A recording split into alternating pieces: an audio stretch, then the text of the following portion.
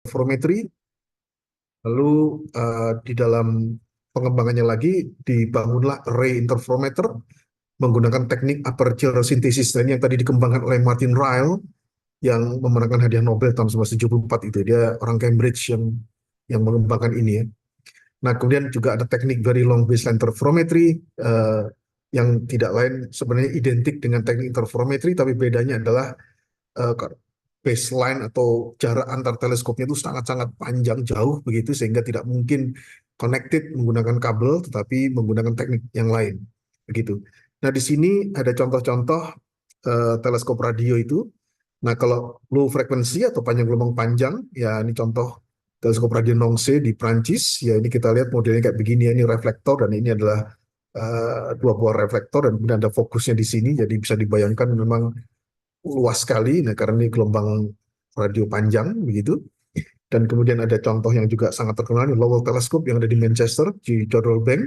Ini 74 meter, salah termasuk di antara generasi pertama teleskop radio terbesar di dunia. Dan kemudian ada James Clerk Maxwell Telescope, JCMT, ini ada di Hawaii, yang bekerja di panjang gelombang sangat pendek tadi, di sub-milimeter. Ya. Jadi di frekuensi di atas 300 GHz. Ini adalah yang dikerjakan oleh JCMT sampai sekarang. Begitu. Nah, jadi secara umum sebenarnya kita tidak memiliki teleskop radio, ya kita sebenarnya bisa ikut bergabunglah dengan rekan-rekan kolaborator kita di luar negeri dengan cara menuliskan observing proposal di teleskop-teleskop ini, ya, jadi dengan cara kerjasama. Sebagai PI itu jelas tidak mungkin begitu ya, karena kita tidak menjadi negara anggota pemilik gitu. Nah, tapi selain itu, ya tentu kita bisa melakukan kolaborasi untuk bisa mengakses pada teleskop-teleskop semacam ini. Nah, tapi selain itu juga kita bisa menggunakan arsip data ya. Sekarang ini sebagian besar generasi baru dari pengoperasian teleskop-teleskop radio itu eh, menggunakan, ya hasilnya itu setelah ada proprietary period selama 6 bulan sampai 1 tahun, itu diletakkan dalam public domain. Jadi siapapun setelah itu bisa mengambil data itu, menganalisisnya dan seterusnya. Jadi ini juga merupakan salah satu kesempatan kita ya untuk bisa bekerja di dalam gelombang radio itu. Nah, jadi eh, ada persoalan, yaitu persoalan klasik ya, bahwa gelombang radio karena memang nature-nya adalah gelombang panjang, akibatnya untuk mencapai suatu angular resolution yang tinggi itu sangat sulit. Artinya kita harus terus memperbesar diameternya yang kemudian dibatasi secara teknis begitu ya. Kita tidak mungkin membuat teleskop radio dengan diameter sebesar mungkin karena hambatan-hambatan teknis. Nah, sejauh ini teleskop radio terbesar di dunia itu sekarang sudah dipegang rekornya oleh Cina ya, yaitu teleskop radio FAST 500 Aperture Spherical Telescope yang mengalahkan rekor yang sebelumnya dipegang oleh Puerto Rico, teleskop radio Arecibo yang punya Amerika yang dioperasikan di Puerto Rico itu, yang saat ini sudah tidak beroperasi lagi karena kerusakan dalam salah satu teleskop yang sangat bersejarah. Nah, sekarang dipegang rekornya oleh Cina ya.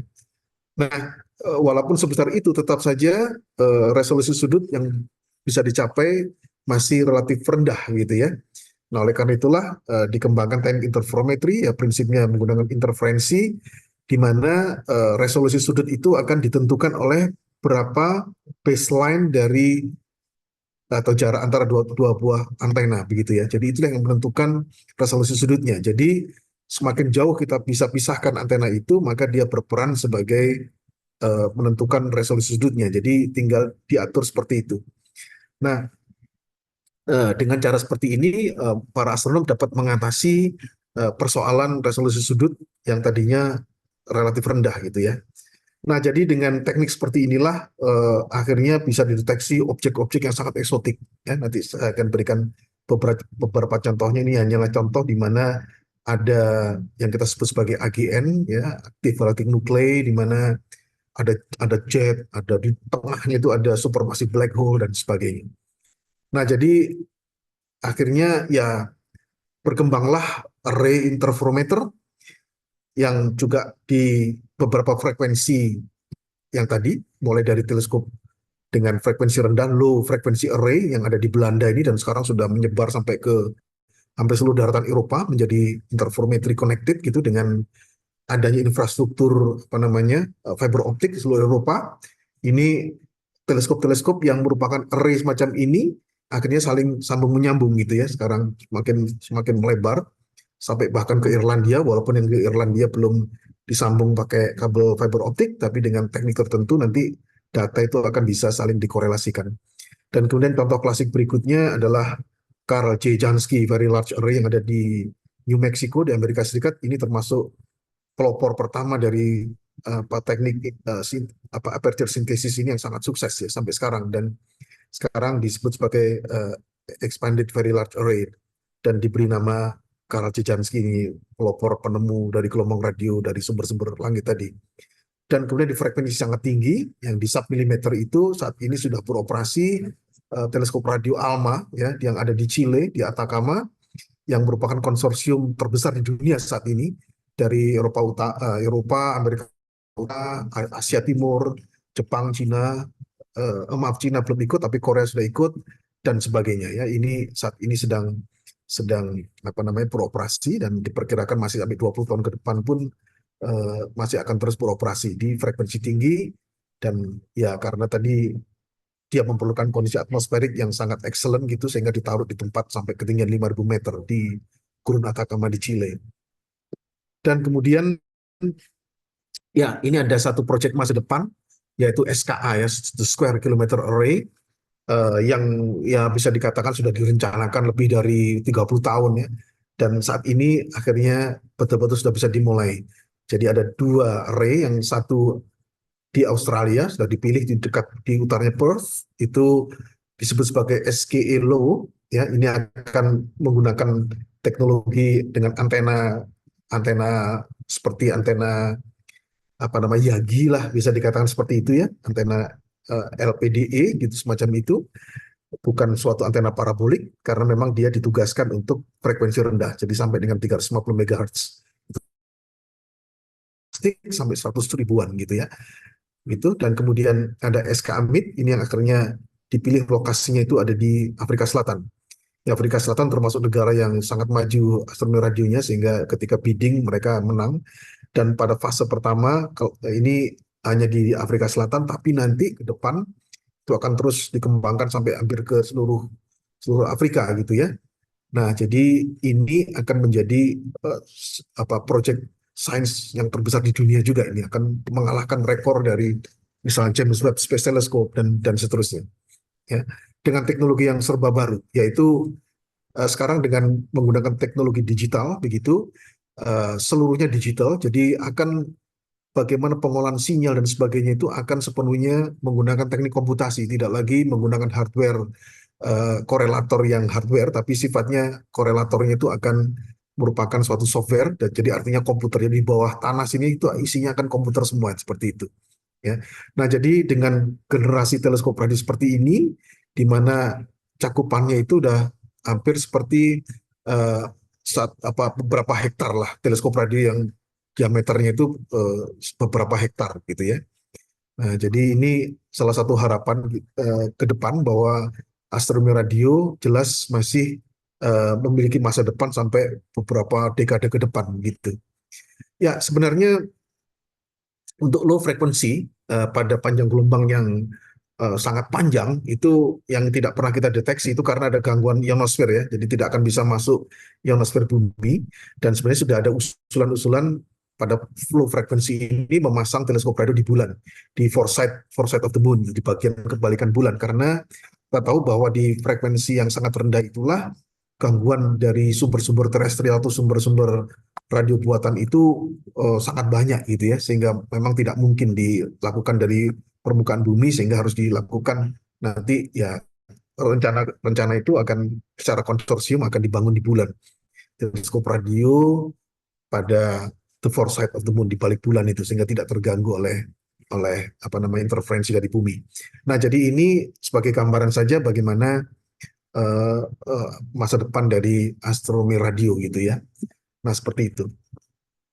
Nah, tentu saja karena dia merupakan suatu proyek yang sangat besar, maka ya harus punya science impact yang juga tentu saja sangat besar ya, mulai dari stars and galaxies ya, kosmologi, fundamental fisik dan bahkan extreme matter ya, gelombang gravitasi, kosmologi presisi, dark matter dan dark energy ini adalah persoalan-persoalan besar di masa sekarang begitu. Lalu first stars, first metals, ya ini contoh-contoh di mana ini masih banyak persoalan-persoalan yang belum belum banyak difahami gitu ya, termasuk cosmic magnetism, dari mana sumber em, apa medan magnet pertama ya. Ini nanti kelak akan bisa dipelajari dengan eh, mengamati polarisasi dari sumber-sumber galaktik dan sebagainya.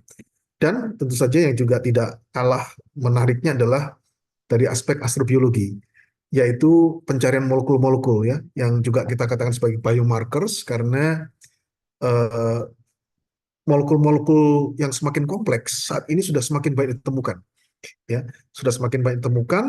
Dan di antara misalnya dari sumber-sumber meteorit, yang ini termasuk ini multi messenger astronomy, dari sumber-sumber meteorit telah ditemukan contoh-contoh atau sampel bagaimana ditemukan molekul-molekul yang levelnya tuh sudah ke asam amino, jadi sudah heavy molecules ya, belum protein tentu saja, tapi di dalam level asam amino sudah temukan. Dan target berikutnya itu adalah mendeteksi asam amino yang ya kalau di kehidupan di bumi ada dikenal ada 20 itu ya, ini sedang dicari. Dan glisin itu yang termasuk asam amino paling paling sederhana ya, itu sudah ada beberapa tentative detection dari pencarian asam amino itu.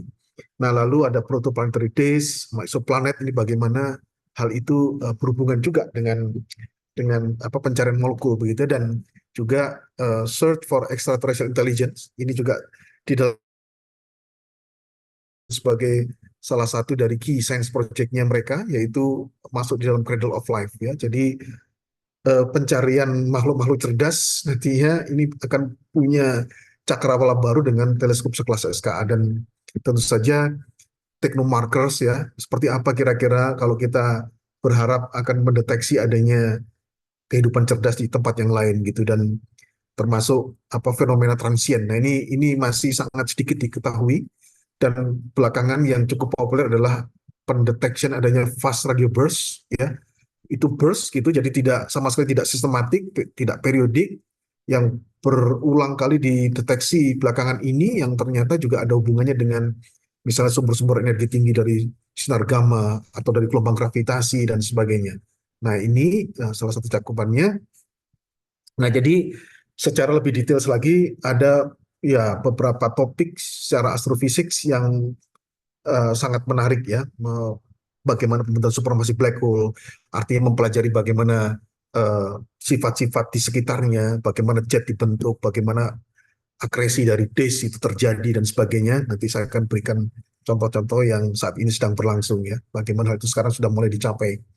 Nah, juga salah satu apa topik yang favorit begitu adalah star forming region, bagaimana daerah pembentukan bintang itu terjadi dan bagaimana aktivitasnya. Dan ini sekarang ini sudah betul-betul masuk ke dalam domain observasional, yang tadinya pure teoritis gitu ya, saat ini sudah bisa masuk ke dalam domain pengetesan, dites gitu ya, dites apakah betul teori-teori yang selama ini kita bangun, karena sekarang kesempatannya sudah ada dengan sensitivitas teleskop-teleskop radio yang bisa mencapai apa ke tahap pengujian itu. Jadi tentu saja bintang dibentuk dengan tahapan-tahapan ya. Nanti kita akan lihat sedikit lebih lanjut. Nah, kemudian eh, ada Maser Astrofisik, salah satu contoh yang juga sangat aktual dewasa ini, di mana sudah cukup lama sebenarnya terdeteksi adanya sumber-sumber radio yang sifatnya di dalam level maser ya. Jadi ini sama dengan sinar laser tapi dalam gelombang mikro, yaitu misalnya maser dari hidroksil radikal OH, maser metanol CH3OH, H2O, SiO, lalu juga ada formaldehida, H2CO ya dan sebagainya. Ini yang sudah dideteksi selama beberapa dekade belakangan ini, dan ini menjadi indikator dari fenomena-fenomena astrofisik yang terkait. Itulah belum lagi tentang tata surya dan isoplanet ya. Nah, juga tidak kalah pentingnya adalah bagaimana astronomi radio telah menemukan interaksinya dengan Earth Science, dengan atmospheric science yang tadi saya sebutkan telah menjadi suatu jembatan multidisiplin dari astronomi dengan bidang-bidang lainnya. Nanti saya akan bahas lebih lanjut. Nah, oke, ini mungkin saya tidak akan bahas terlalu detail ya bagaimana pembentukan bintang itu merupakan suatu tahapan yang ya berbeda-beda begitu ya. Di mana saat ini dengan pengamatan tadi kita ternyata sudah mulai bisa pada tahapan mana suatu bintang itu sedang terbentuk, mulai dari masih dalam nebula gitu, lalu ada turbulence, lalu ada mulai pembentukan core ya, sampai akhirnya pembentukan D, sampai akhirnya menjadi sebuah bintang muda begitu yang hampir established dan akhirnya diikuti oleh pembentukan planet. Dan bagaimana tahapan-tahapan ini yang sudah masuk ke dalam observational science. Nah, jadi ini sekali lagi satu gambaran singkat bagaimana pembentukan bintang pada galaksi seperti galaksi kita, galaksi Bima Sakti ini, ya, itu terjadi di lengan spiral. Ya, jadi ini levelnya di skala 10 kiloparsec begitu di lengan spiral. Nah, di dalam lengan spiral ini ada awan hidrogen, ya, hidrogen netral itu dalam ukuran 1 kiloparsec. Jadi 1 parsec ini adalah satuan jarak yang dipakai dalam astronomi untuk skala galaksi ya, kurang lebih 1 parsec itu sekitar 3,26 tahun cahaya. Jadi seperti itu. Nah, lalu dari sini kita temukan skala-skala pembentukan tadi. Jadi mulai dari 10 kiloparsec skala galaksi sampai dengan skala eh, awan molekul sampai dengan protobintang hanya 100 AU. Jadi 100 AU itu hanya ukuran tata surya kita gitu ya. Nah, ini sekarang sudah bisa masuk ke dalam level observasi oleh teleskop radio di generasi sekarang. Nah, jadi dengan demikian terdapatlah suatu kemungkinan untuk melakukan observasi di dalam tahapan mana suatu bintang sedang berproses ya, mulai dari awan molekul raksasa ya, ada clumpiness di situ, lalu ada kita sebut sebagai inti gelap yang inti dingin yang masif begitu, dan seterusnya hingga sampai suatu bintang itu terbentuk di daerah sekitar sangat-sangat panas seperti itu. Dan ini masuk ke dalam kategori high mass star formation. Ini salah satu yang masih juga kurang dipahami ya dibandingkan pembentukan bintang-bintang bermassa rendah gitu. Nah, ini contoh ternyata di dalam galaksi kita ada banyak kawasan ya, seperti contoh di awan Orion gitu, di rasi Orion itu, di mana di situ merupakan daerah nursery dari pembentukan bintang-bintang baru gitu ya. Nah, disinilah kita berkesempatan untuk melakukan pengetesan dari teori-teori itu. Nah, juga kalau ini adalah peta sebenarnya bidang galaksi kita, ya, bidang galaksi kita ini mulai dari ya ini dalam apa bujur galaksi ya, mulai dari 0 sampai dengan 360-an gitu, telah teridentifikasi oleh survei-survei bahwa yang diberi label apa ya, garis plus ini tuh maaf, tanda plus itu adalah daerah-daerah yang teridentifikasi merupakan daerah star forming region, daerah pembentukan bintang. Nah, disinilah kesempatan ya untuk melakukan survei lebih lanjut, melakukan zooming dari setiap setiap daerah yang menarik ini untuk mempelajari berbagai proses pembentukan bintang tadi. Ya.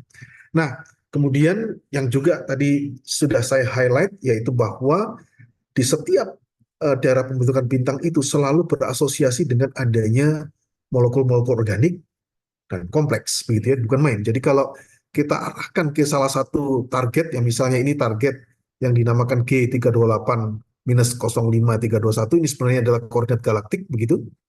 Nah, dilakukanlah satu pemetaan atau mapping dengan interferometri sehingga kita punya resolusi sudut yang sangat halus begitu, maka ternyata ada struktur gitu, ditemukan ada struktur seperti ini. Dan ketika di apa namanya di region ini diambil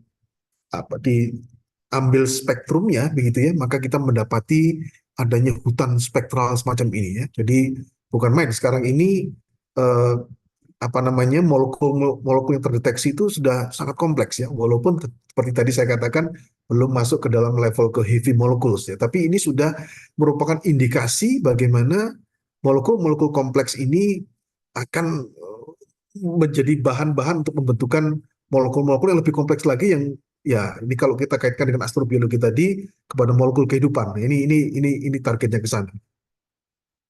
Nah, juga tadi saya menyebut ada beberapa apa namanya sumber-sumber yang bersifat sebagai measure gitu ya. Jadi sumber-sumber yang formaldehida, hidroksil radikal H2O juga demikian. Nah, ternyata mereka juga sifatnya sangat variabel gitu, tidak tidak tidak konstan begitu ya. Dan memonitor aktivitas seperti inilah yang kemudian menunjukkan bagaimana daerah-daerah pembentukan bintang itu memang sebuah bagian dari mekanisme yang memang sangat-sangat dinamis begitu ya.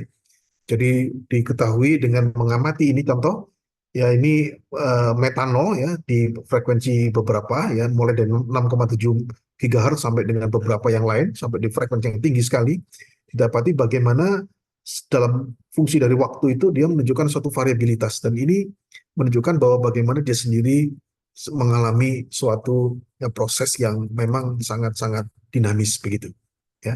Jadi dengan memonitor molekul-molekul atau emisi molekul-molekul semacam ini dari spektrumnya. Nah, ini juga contoh yang lain dari teleskop radio ALMA yang ke suatu target G354 ini di mana pada pada resolusi sudut yang relatif rendah ya di sini kita dapat ini dalam legend 0,28 parsec begitu segini. Tapi ketika didapati data pengamatan dengan resolusi sudut yang lebih tinggi lagi dengan resolusi 0,03 parsec, maka ternyata ini mengandung beberapa source begitu ya. Jadi ada clumpiness tadi itu, ada beberapa core baru ditemukan. Jadi sebenarnya tadi tidak terresolve begitu ya. Nah demikian pula dengan melakukan tracing menggunakan beberapa molekul yang ada di situ, contohnya dari CO, itu bisa didapati bagaimana ini warna merah dan biru ini menunjukkan dia yang biru adalah blue shifted, yang merah adalah red shifted, jadi dia menjauh, yang ini mendekat, sehingga menunjukkan bagaimana di dalam apa objek semacam ini terjadi adanya outflow tadi, outflow sama inflow gitu ya. Lalu ada jet dan sebagainya. Jadi ada interaksi yang memang uh, macam-macam gitu ya. Dan ini berbeda-beda antara satu target ke target yang lain. Dan inilah menjadi apa namanya program-program monitoring yang sangat penting terus dilakukan untuk ya apa namanya melihat bagaimana secara detail mekanisme itu bisa kita pelajari. Ya. Nah, ini contohnya. Nah, lebih lanjut ke skop yang lebih kecil lagi adalah ketika uh, bintang sudah established, awan apa sekitarnya adanya outflow, inflow maupun jet dan sebagainya sudah hilang, itu tersisalah disk yang sudah kelihatan. Nah, ini contoh di mana gambar ini bukan simulasi numerik ya, ini adalah betul-betul hasil pengamatan.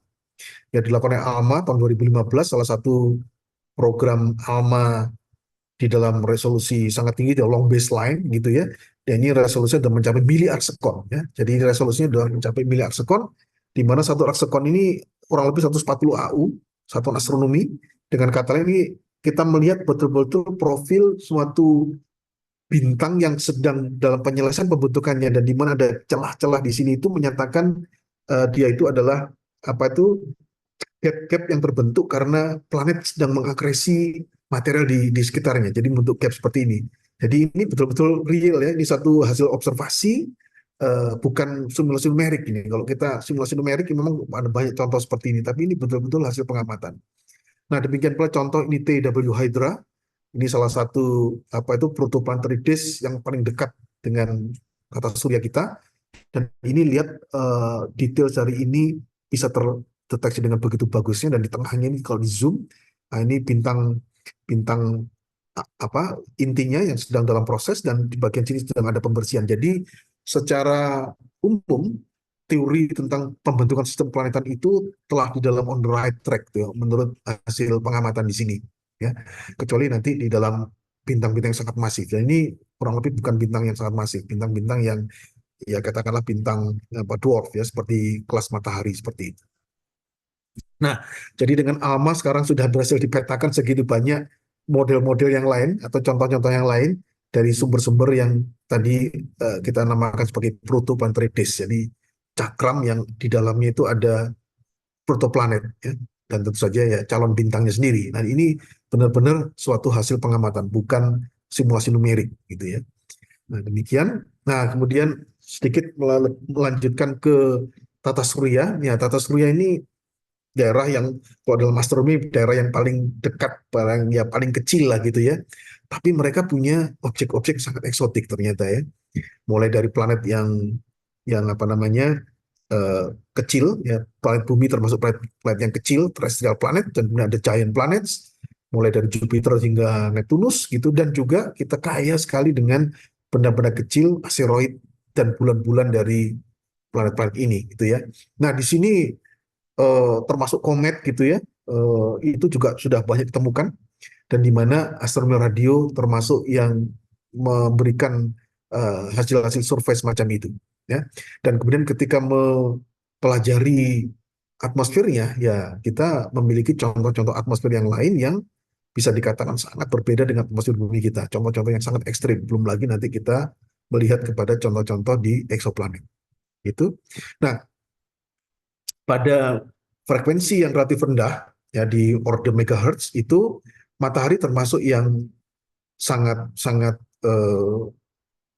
sangat penting sebagai target pengamatan astronomi radio di frekuensi rendah, ya, karena aktivitas matahari tidak hanya diamati di panjang gelombang optik melalui misalnya bintik-bintik matahari, tapi di situ ketika matahari demikian aktif, dia memancarkan burst, semburan-semburan yang umumnya terdeteksi di gelombang radio, dan telah diidentifikasi beberapa jenis semburan. Ya, kita ingat tanggal 5 Mei yang lalu kalau nggak salah terjadi suatu erupsi yang sangat dahsyat dari matahari, ya, menghasilkan gangguan magnetik, eh, apa itu eh, magnetik bumi, ya, yang membuat sampai aurora itu terlihat ke lintang rendah gitu ya. Nah, ini contoh bagaimana hal semacam itu sekarang ini memiliki implikasi yang sangat penting, ya, dari sisi gangguan terhadap kita yang tergantung dengan teknologi tinggi, satelit, yang navigasi, telekomunikasi dan sebagainya. Ini contoh-contoh bagaimana kemudian kita harus memonitor hal ini dengan lebih lebih dekat lagi, ya, lebih teliti lagi begitu. Nah, juga bagaimana di frekuensi rendah eh, gelombang radio itu dapat mengetahui aktivitas yang juga sangat dahsyat di planet Jupiter.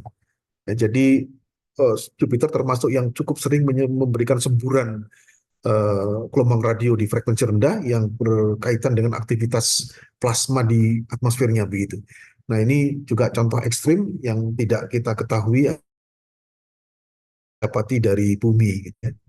Oke, contoh-contoh yang ini yang kelak ke depan itu kita berharap dari eksoplanet. Jadi maksudnya karena eksoplanet itu termasuk juga memiliki planet-planet raksasa, yang diharapkan ya nantinya kita bisa mendeteksi emisi yang serupa dari aktivitas plasma di sekitarnya, sehingga kita diharapkan juga bisa melakukan survei dari pencarian eksoplanet itu pada frekuensi rendah begitu ya, seperti itu.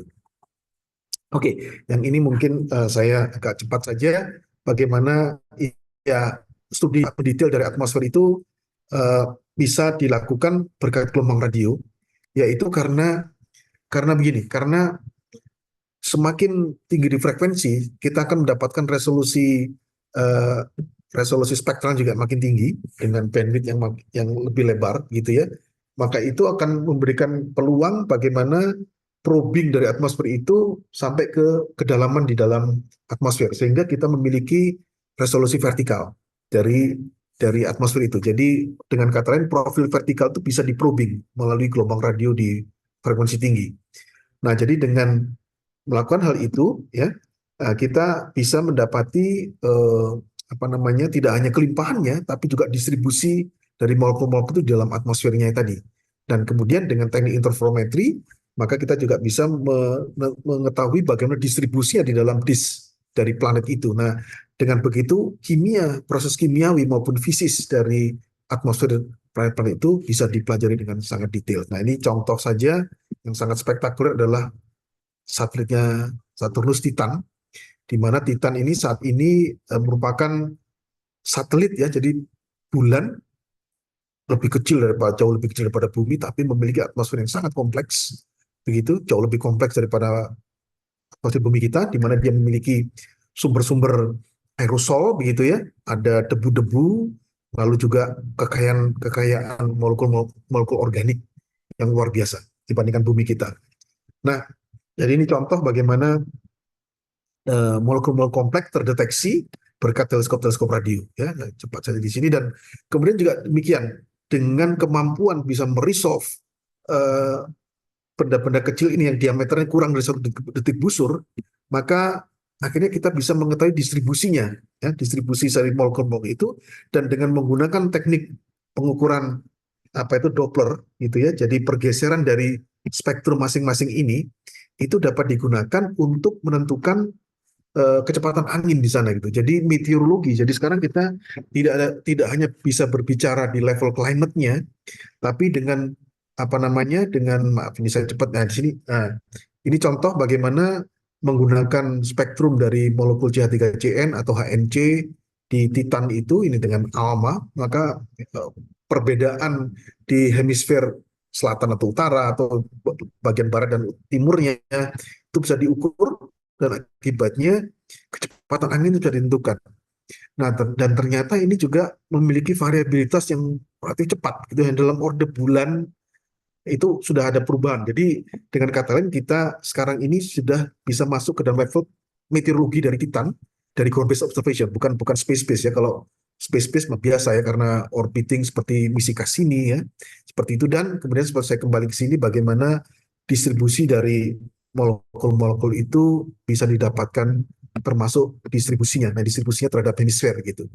Nah, disinilah kemudian pemodelan kimiawi molekul kimiawi dari atmosfer itu bisa dimodelkan dengan luar biasa akurat gitu. Dan ini termasuk ya bagaimana itu memiliki implikasi sangat penting di permukaannya dan sebagainya ya. Ada dugaan bahwa jangan-jangan di Titan ini sudah ada kehidupan di sana gitu ya. Contohnya, dan termasuk pengukuran isotop. Ya, pengukuran isotop ini juga bisa dilakukan menggunakan teleskop radio, di mana kalau kita tahu garis isotopnya 16O dengan 17O, rasionya itu akan memberikan nilai itu nanti dibandingkan dengan nilai di tata surya. Nah, ini contoh, lalu di situ akan memberikan informasi kurang lebih bagaimana proses pembentukan tata surya itu terjadi. Ya, di situ. Oke, ini saya skip. Nah, jadi tadi distribusi, dan belum lama ini diketahui juga melalui pengamatan ALMA bahwa ada thermospheric jet di tempat yang sangat tinggi sekali, di level ketinggian 900 km dari Titan itu ada jet termosferik yang bisa mencapai kecepatan 340 meter per sekon. Bisa dibayangkan ya, kecepatan seperti ini di ketinggian sekitar 1000 km gitu. Nah, ini contoh bagaimana sebuah benda kecil yang tapi bisa memiliki atmosfer dengan aktivitas yang sangat dahsyat. Nah, demikian pula contoh bagaimana Alma Long Baseline Campaign ya itu bisa memetakan juga asteroid-asteroid yang kecil. Contohnya ini Juno. Ya. Nah, ini memberikan informasi tambahan dari Juno itu, tidak hanya dari gelombang optik, tapi juga di step surface dari emisi milimeter gitu di apa benda kecil Juno yang diameternya sekitar 200-an kilometer begitu. Nah, oke, berbicara tentang resolusi sudut gitu ya. Kalau di dalam apa itu pengamatan optik itu kita ada gangguan atmosfer ya tadi. Nah, dengan menggunakan Hubble Space Telescope, artinya dia di atas atmosfer, itu resolusi sudut yang bisa dicapai itu hanya sekitar 10 pangkat minus 2 arc second. Sementara ya kalau kita punya atmosfer dengan seeing ya di gangguan sekitar 1 detik saja sebenarnya sudah bagus. Nah, ini Hubble Space Telescope bisa mencapai sekitar 10 pangkat minus 2 arc second. Nah, bagaimana cara mencapai yang lebih kecil lagi, yang harus kita ke panjang gelombang yang panjang, jadi ke gelombang radio. Nah, jadi target untuk mencapai resolusi halus mungkin sampai ke mikro arc second, nah itu nggak ada cara, harus ke radio.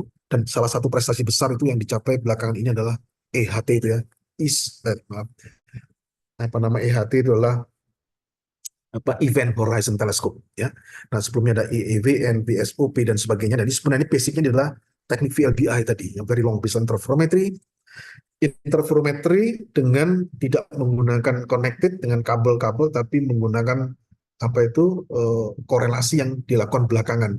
Tangkap dulu sinyalnya, nanti dikorelasikan di correlation center di suatu pusat komputasi data center semacam itu.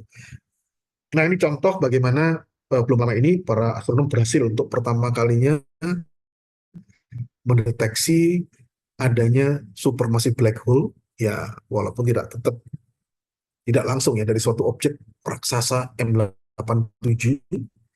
Ini kalau dilihat di optik tuh seperti ini ya. Nah, kemudian ya ketika seperti ini ya. Nah ini tadi kalau dilihat di bagian intinya itu, ini setelah dia potret oleh Hubble Space Telescope, nah ternyata ini ada bagian yang apa namanya mengandung jet gitu ya,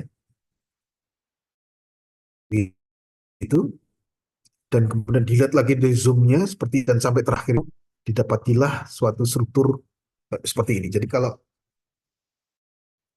dilihat secara langsung, ya ini adalah hasil dari Event Horizon Telescope yang menunjukkan shadow dari black hole. Ini adalah M87 tadi dan ini adalah pusat galaksi kita sendiri.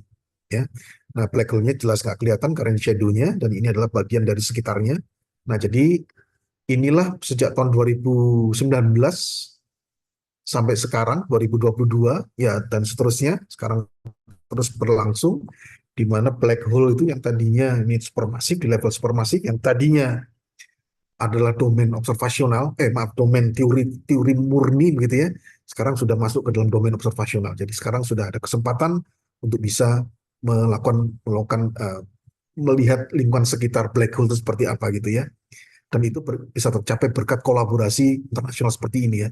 Jadi membuat teleskop yang kurang lebih seukuran bumi itu sendiri. Ya. Jadi kita lihat bagaimana mencapai resolusi mencapai mikroarksekon hingga melihat bagian tengah sini itu yang sebenarnya besarnya nggak lebih dari seukuran tata surya saja gitu. Bayangkan objek sebesar itu, tapi di bagian tengah ini adalah suatu objek ukuran tata surya yang ada supermassive black hole. Kalau untuk Milky Way itu bisa mencapai puluhan juta gitu ya, puluhan juta massa matahari seperti itu. Nah, jadi seperti itu dan ternyata pengamatan menunjukkan bahwa variabilitas dari daerah sekitar di sini itu lumayan cepat begitu ya, dalam orde minggu sampai bulan. Nah, itu sebabnya eh, variabilitas dari daerah jet ini ya terus-menerus harus dimonitor. Itu tidak ada cara lain kecuali menggunakan teleskop sekelas EHT ini dan melakukan kolaborasi seperti itu. Ya. Nah, seperti itu. Nah, lalu bagaimana di Indonesia? Ya, tadi saya sudah kita bisa kolaborasi teleskop lain, kita menggunakan teleskop yang lain, menulis proposal gitu ya. Tapi selain itu juga kita bisa mengolah data arsip, ya. Tapi bagaimanapun juga, kalau menurut saya sih sangat ideal kalau kita sendiri memiliki fasilitas seperti itu. Dan paling tidak, ya setelah dirintis gitu ya di POSCA, ITB, lalu juga ada Timor National Observatory BRIN yang saat ini sedang dalam tahap penyelesaian dari teleskop optiknya dan ke depan sebenarnya juga diusulkan akan ada teleskop radio begitu ya. Nah, jadi dia memiliki aspek multidisiplin ya, pengembangan teknologinya sendiri, skill dalam software engineering, lalu ada implikasi ke dalam geodesi, atmosfer, geodynamics dan sebagainya dan termasuk tentu saja yang sudah sangat jelas adalah kerjasama internasional. Jadi dari awal itu sudah pasti kita akan masuk ke dalam kolaborasi internasional. Nah, jadi yang diusulkan adalah teleskop seperti sekelas ini, 20 meter kelas, yang bisa bekerja sampai di frekuensi 44 GHz.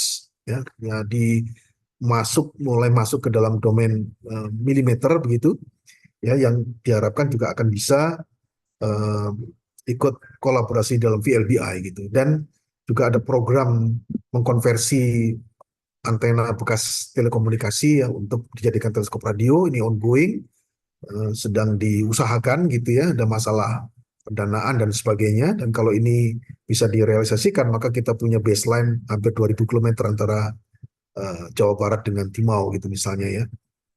Itu. Dan ya kalau ini berkolaborasi dengan teleskop-teleskop yang lain di dunia, kita akan salah satunya dapat mengukur pergerakan dari sesar benua itu ya. Ini dengan presisi yang sangat-sangat tinggi dan juga bagaimana variabilitas dari rotasi bumi itu juga akan terukur otomatis dengan presisi miliarsekon gitu ya. Jadi bumi kita ini bukan sebuah planet yang stabil diem gitu, tapi ya terus-menerus mengalami perubahan mutasi, ya, perubahan presesi dan sebagainya yang angkanya memang sangat kecil, tapi dengan meneliti ini, dengan mengukur ini secara terus-menerus, ya kita akan bisa mendapati suatu sistem referensi yang sangat-sangat akurat dan itu tidak akan bisa di-provide kalau tidak menggunakan teknik VLBI ini. Yang kita gunakan sebagai teknik referensi untuk GPS dan lain-lain itu sebenarnya menggunakan teknik VLBI ini ya. Nah ini teleskop radio yang saat ini sedang tumbuh di mana-mana di dalam kelompok yang kita sebut sebagai VGOS, jadi VLBI Global Observing System. Ya, jadi saya rasa ini cepat saja. Aplikasi untuk geodesi juga macam-macam begitu ya. Kalau kita bisa secara bersama-sama mengumpulkan data untuk berbagai tujuan itu ya. Yang ini ya kurang lebih eh, ada banyak sekali sumber-sumber kuasar di langit gitu ya, terus-menerus diamati secara kontinus ya. Maka otomatis kita akan membangun suatu sistem acuan yang terus-menerus direvisi dengan sangat-sangat akurat ya, di dalam presisi kalau pergerakan dari sesar itu mencapai milimeter begitu ya, seperti itu. Nah, ada ICRF, International Celestial Reference Frame, juga ada ITRF, International Celestial Reference Frame, dan otomatis karena memonitor target-target kuasar yang jauh-jauh itu dalam waktu yang sangat lama, maka otomatis ternyata ya kita juga bisa melakukan imaging otomatis dari benda-benda itu. Nah, jadi bagaimana masing-masing quasar itu ternyata memiliki ya aktivitasnya sendiri, ada jetnya tadi ya. Nah, yang tadi saya bilang juga variabilitasnya juga mengejutkan sekali dalam waktu yang relatif cepat. Hanya dalam order beberapa tahun itu terlihat bagaimana mereka berubah-ubah ya. Ini contohnya ya. Saya rasa juga saya percepat saja bagaimana dari tahun 2000 hingga 2016 terjadi perubahan yang sangat cepat seperti itu. Ya, nah, ini merupakan input yang sangat bagus untuk pemodelan dari mekanisme terjadinya jet semacam ini. Ya, saya rasa yang ini contoh-contoh saja. Mungkin saya skip bagian yang ini. Nah, ini tadi contoh bagaimana metanol ya salah satu sumber yang juga memiliki variabilitas sangat besar yang menunjukkan bagaimana mekanisme dari daerah sekitar pembentukan bintang itu akan terus-menerus bisa dimonitor dengan generasi teleskop seperti itu. Nah, saya sebut bagaimana aplikasi geodynamics ya ini memberikan ketelitian yang paling tinggi yang bisa dicapai saat ini ya dengan GNSS atau yang lain itu baru di level lokal ya. Kalau dalam level global tidak ada cara lain kecuali menggunakan teknik VLBI untuk aplikasi geodynamics ya. Nah, implikasinya bisa macam-macam ya, orientasi tadi bagaimana viskositas di inti bumi itu berubah-ubah, apakah nanti mempengaruhi yang tadi vektor-vektor pergerakan sesar dan sebagainya, itu paling tidak monitoringnya itu dalam menggunakan teknik VLBI seperti ini. Ya, jadi implikasinya tentu akan sangat banyak di sini. Jadi saya skip. Nah, termasuk untuk climate studies ya, memonitoring bagaimana perubahan atmosfer bumi itu sendiri juga otomatis akan termonitor dengan pengamatan secara kontinus melalui teknik VLBI di banyak antena-antena yang digabungkan tadi. Seperti itu. Oke. Nah, jadi saya juga sebagai penutup di sini memberikan contoh saja bagaimana fundamental physics ya. Itu juga bisa dilakukan pengetesannya menggunakan geodetic VLBI ya. Jadi curvature misalnya ini dengan teknik-teknik apa namanya mengumpulkan sedemikian banyak sinyal dari beberapa tempat ya dari berbagai sumber quasar itu. Nah, di situ distribusinya ya detailsnya itu nanti gitu ya. Tapi disinilah kita punya juga kesempatan bagaimana fundamental fisik itu juga salah satu target gitu ya. Nah, seperti itu. Ya, ini contoh saja. Ya, akhirnya ya VGOS di Indonesia. Ya, ini kita sudah masuk dalam peta ya. Ini dokumen dari International Telecommunication Union untuk rekomendasi nomor 2507 dan kita sudah masuk ke dalam peta di sana dan kita sedang bekerjasama dengan Shanghai Astronomical Observatory untuk membangun teleskop radio VGOS di Posca TB ya. Jadi dalam fase preparasi dan konstruksi diharapkan akan segera dilakukan dan nanti dengan teleskop radio di Timau maka kita akan masuk ke dalam jejaring VLBI di Asia Timur maupun Asia Tenggara gitu.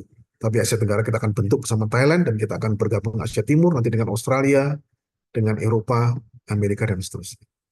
Saya rasa itu yang ingin saya sampaikan. Mohon maaf waktunya mungkin terlalu panjang ya. Saya kembalikan dulu ke moderator karena ini saya lihat sudah ada beberapa pertanyaan. Demikian, terima kasih banyak. Saya menunggu moderator untuk bagaimana memanage pertanyaan. Baik, terima kasih Pak Taufik. Sudah ada satu yang raise hand dan mengantri di laman chat. Eh, Ya, Pak Arya, silakan.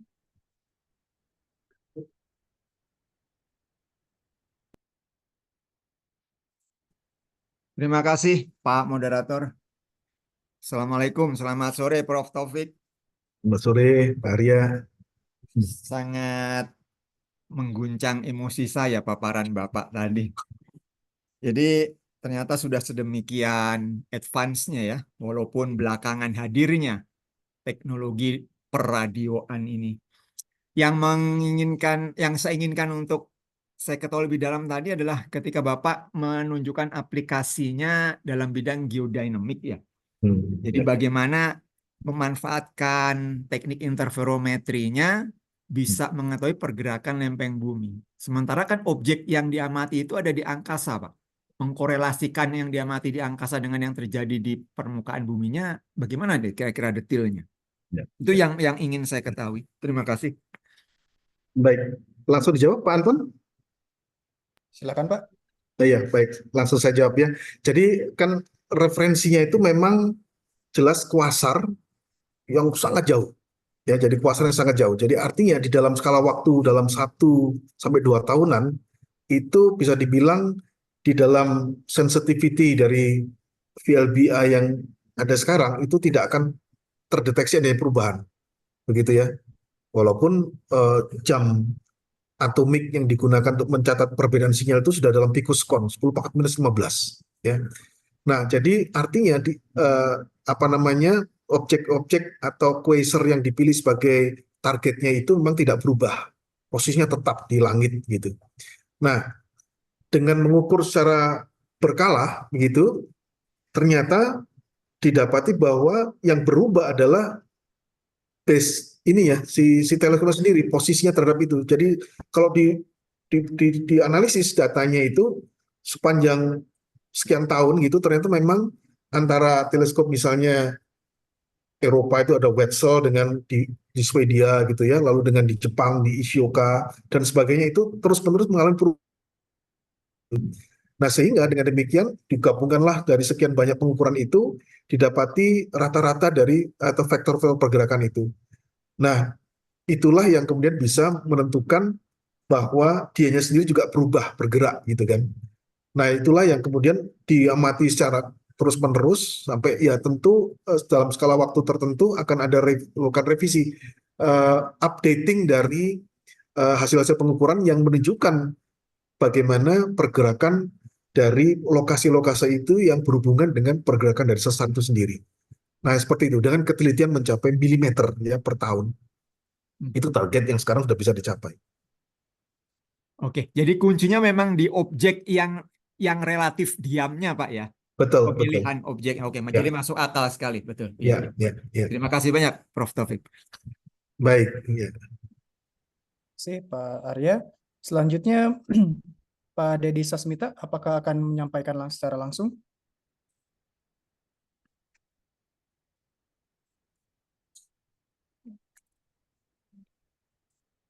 Baik. Ada pertanyaan dari Pak Dedi Sasmita.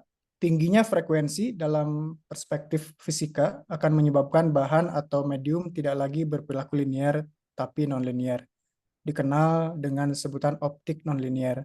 Bagaimana dalam perspektif astronomi? Adakah kajiannya? Terima kasih, Bapak. Semakin tinggi frekuensi ya bergerak nonlinear. Iya, kalau di dalam astronomi tadi saya sebutkan bahwa yang paling mengganggu itu adalah serapan di atmosfer. Jadi molekul-molekul udara di atmosfer ini, apalagi H2O atau oksigen, itu di frekuensi-frekuensi tertentu dia memberikan serapan yang luar biasa. Nah, jadi contoh misalnya di 115 GHz itu ada lubang gitu ya, yang merupakan akibat dari adanya kandungan oksigen di bumi itu. Dan di situ akibatnya menjadi opek tuh sinyal dari frekuensi itu akan hilang. Dan demikian pula ada beberapa terutama di atas 200 GHz sampai dengan 500 GHz itu ada daerah serapan uap air itu karena adanya uap air di bumi.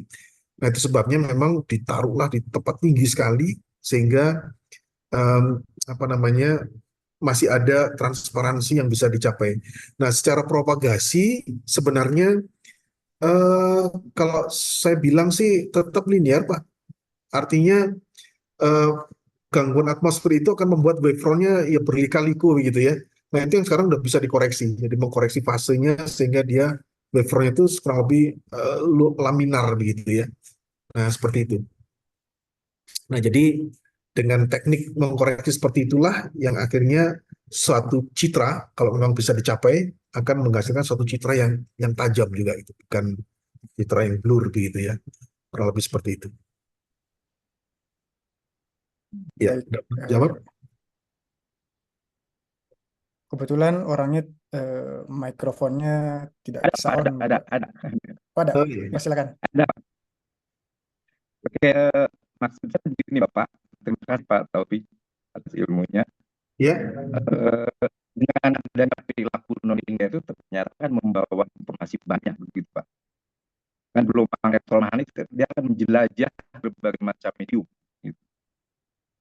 Dan itu akan mengubah medianya, kemudian juga kan perilaku gelombangnya.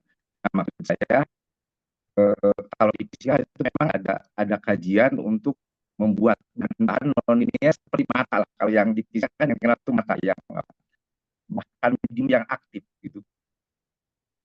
Nah, kalau di dalam apa di dalam astronomi karena kan ini kebanyakan menggunakan optik gitu ya, gelombang dan media optik gitu. Apa seluruhnya ini kajiannya adalah kajian linear itu artinya semua medium dan semua bahan itu memang diperlakukan linear ataukah ada ada pertimbangan kondisi-kondisi non-linear karena ini kan kasusnya frekuensi tinggi gitu. eh, maaf putus-putus saya kurang jelas tadi menangkapnya. Gimana Pak? Maaf. Aduh, ini sinyalnya kurang baik. Di optik non-linear itu kan menyebabkan si bahan itu jadi berperilaku aneh gitu Pak. Berperilaku aktif gitu. Yang kalau umum dikenal kan mata itu indeks biasa berubah tergantung frekuensi yang masuk gitu Pak. Oh, indeks Nah, bias berubah ternyata ya. ya betul. Ternyata kan itu membawa informasi yang kaya begitu Pak. Kaya. Oh, iya Baik ya. tentang bahan yang dilaluinya maupun tentang perjalanan gelombangnya. Karena ini gelombang elektromagnetik ini kan di langit itu kan dia melintasi bermacam-macam media. Iya, iya betul. Ya Iya, kan di mana ada kemampuan, ada pembiasan, ada kualitasasi dan sebagainya. Dan itu kan iya, mengubah perilaku dari gelombang. Padahal kan ya, satu-satunya informasi yang kita kelola kan Pak ya gitu. iya, iya, iya. Artinya potensi untuk dipiasi itu sangat tinggi sebetulnya kan. Biasi dari realitas gitu. Dan ini saya pikir kalau bisa kan memang kajiannya sangat sangat menarik gitu, dan memang belum banyak itu bahan yang direalisasikan itu baru modelan-modelan. Di astronomi bagaimana Pak? Iya, iya, iya. Ya kurang lebih saya menangkap. Jadi sebenarnya ketika dia menjalar dari sumber sampai ke pengamat itu kan tidak sepenuhnya vakum gitu maksudnya Pak ya. Tidak sepenuhnya vakum, Yes, betul. tapi ada media gitu ya. Betul sih. Betul ada media walaupun ya tergantung dari targetnya. Jadi memang ada Betul. efek sintilasi itu betul ada, Pak. Jadi itu salah satu yang Ya, dipelajari juga scintillation itu antar galaktik, antar ya, galaksi itu juga ada scintillation, yaitu adanya ya ya, terutama memang partikel bermuatan. Partikel bermuatan yang menyebabkan betul bahwa terjadi sintilasi. Nah, efeknya yang teramati itu biasanya kalau misalnya ini ada suatu pulse begitu, Pak ya. Jadi ada ya, gelombang yang sifatnya pulse, bukan suatu emisi yang continuous gitu, pulse, pulse gitu, seperti pulsar, contoh pulsar, ya, itu kebetulan nggak terlalu jauh, dia ada dalam galaksi kita. Jadi ada sumber radio yang sangat periodik, dup, dup, dup, dup, gitu kalau dimasukkan ke gelombang bunyi, itu kayak begitu. ya, Nah, semakin jauh jaraknya, dia akan melewati medium yang banyak mengandung, terutama apalagi ke daerah dekat pusat galaksi, akan banyak mengandung plasma gitu. Sebenarnya density-nya tetap ya. kecil, tidak sangat intens ya. Kalau density-nya Oh, tinggi sekali, dia akan ya pasti hilang lah informasinya itu. Tapi sejauh yang sampai selama ini dideteksi itu, memang terjadi sintilasi itu menyebabkan pulse yang tadi sangat tajam itu menjadi melebar. Nah, itu melebar ini menyebabkan apa namanya penentuan fasenya itu menjadi ya banyak errornya gitu. Nah, tapi dengan mengamatinya pada beberapa frekuensi, itu akhirnya koreksi bisa dilakukan sehingga akhirnya bisa didapatkan periode dari pulsasinya itu dengan sangat-sangat akurat. Ya. Nah, jadi memang betul Pak, ada gangguan semacam itu yang ya akhirnya juga memberikan informasi tambahan gitu ya. Jadi sebenarnya penemuan pulsar yang tadi saya sebutkan di awal itu termasuk penemuan tidak sengaja yang tadinya teleskopnya itu didesain untuk mendeteksi itu scintillation itu. Tapi kemudian si Ya. Joseph Bell ini mendeteksi ada satu sumber yang aneh sekali kok konsisten begitu dan waktu itu nggak nyangka bahwa ada sumber bisa segitu cepatnya itu ya. Makanya waktu awal kan disebut sebagai LGM1, LGM2 karena itu nggak tahu ini sumber apa itu. Jadi disebut sebagai Little Green Man 1. Jadi seakan-akan itu sinyal buatan itu. Tapi ternyata akhirnya betul-betul ada Oh, objek astrofisik yang betul-betul sangat eksotik, aneh seperti itu ada di alam gitu, bukan buatan gitu ya. Nah gitu Pak, itu memang iya. ya seperti itu. Ya, Menarik, Pak. Terima kasih. ya, Terima kasih. sama-sama Pak. Baik, terima kasih Pak Dedi. Mohon perkenannya Pak, ada 2 pertanyaan terakhir Oh ya, dari Pak Nasro Ihsan akan menyampaikan langsung. Apakah akan menyampaikan langsung?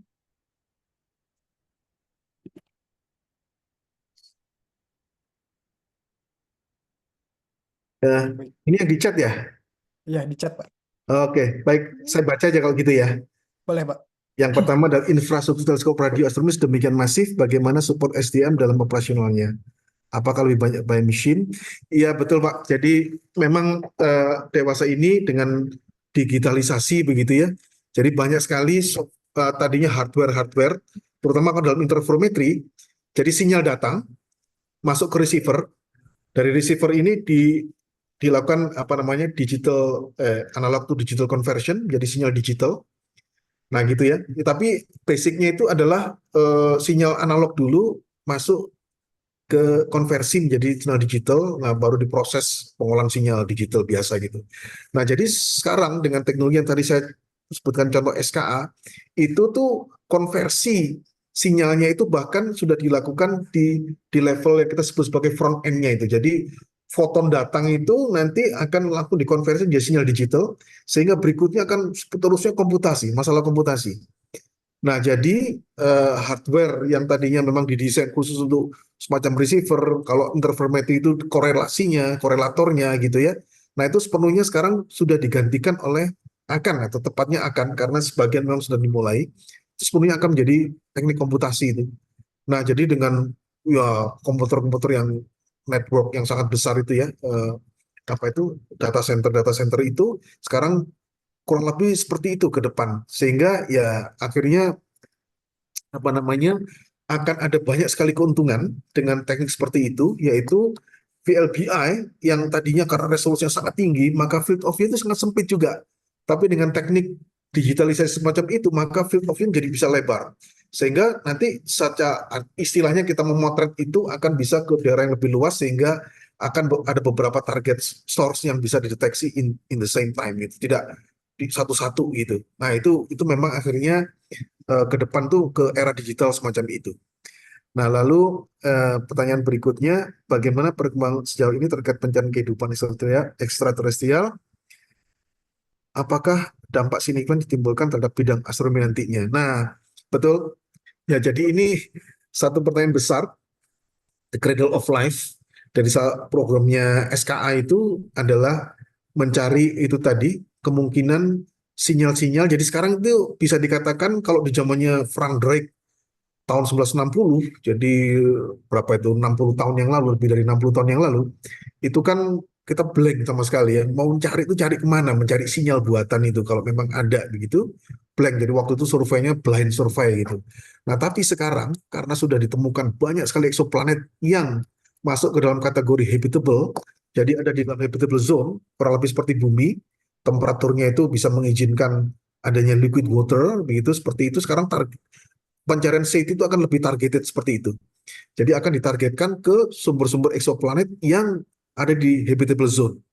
Nah, jadi dengan begitu teknik VLBI ini akan bisa digunakan lebih jadi targeted gitu, sehingga kalau adanya sinyal yang kurang lebih bukan sinyal natural dari sumber-sumber emisi natural tadi seperti emisi molekul dan sebagainya, tapi dari sumber ya seperti katakanlah siaran televisi Manchester United lawan Arsenal gitu ya, itu sinyalnya kan sinyal sinyal apa namanya eh, artificial. Nah itu karakteristiknya memang jelas berbeda dengan sinyal-sinyal natural begitu. Nah itu yang targetnya akan dicari ke depan tuh.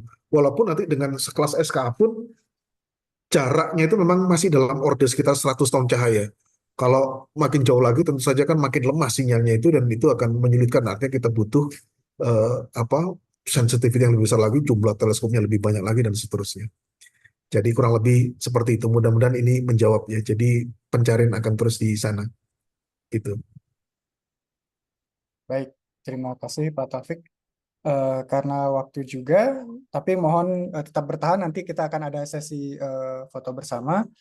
Terima kasih Pak Taufik atas pemaparannya dan memberikan insight tentang astronomi radio dan bagaimana kita ke depannya bisa berkolaborasi dengan banyak bidang. Kami dari PSI ingin memberikan penghargaan kepada Bapak berupa sertifikat. Sebentar.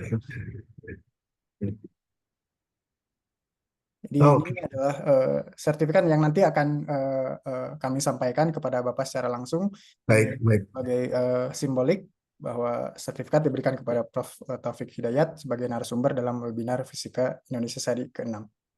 Terima kasih. Selanjutnya kami mengundang Bapak Ibu semua dan rekan-rekan untuk membuka videonya. Terima kasih Pak Ketua PSI, tadi ada ya Pak Wahyu Sri Gutomo. Tadi hadir sebentar. Oh ya, saya sempat melihat beliau. Baik.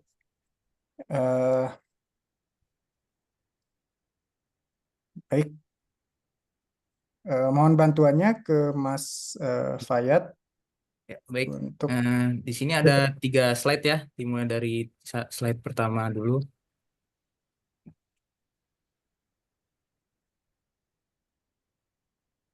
Satu, dua, tiga.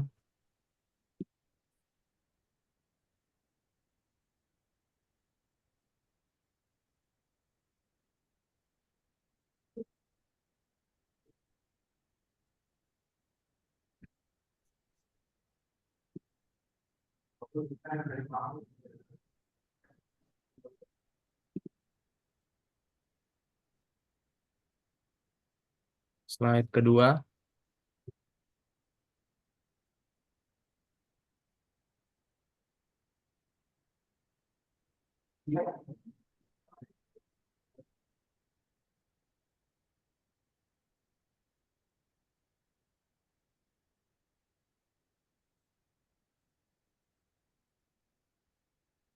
Slide terakhir.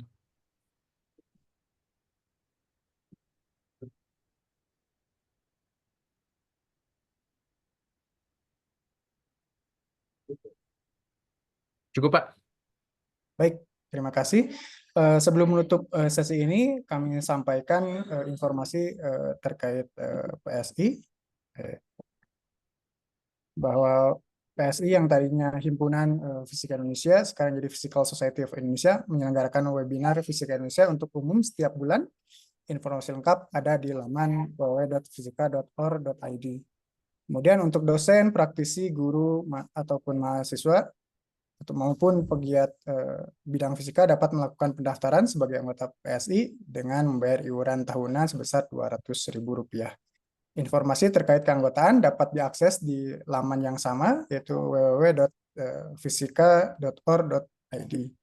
Dapatkan keuntungan menjadi anggota PSI antara lain mendapatkan diskon biaya registrasi pada seminar yang bekerja sama dengan PSI. Harga khusus untuk APC pada jurnal PSI dan lain-lain. Begitu informasi yang ingin kami sampaikan. Terima kasih kepada Pak Taufik, Bu Adne, dan kepada Bapak Ibu semua, serta rekan-rekan yang sudah berkenan hadir lebih dari waktu yang direncanakan.